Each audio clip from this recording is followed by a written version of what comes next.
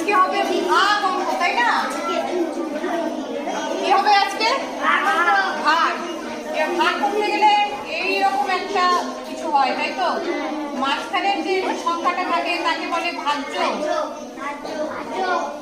সাইডে এটাকে বলে ভাজক, ডান দিকে যেটা থাকে সেটাকে বলে ভাগফল, নিচে মাঝে মধ্যে কিছু থাকে সেটা হয় ভাগশেষ।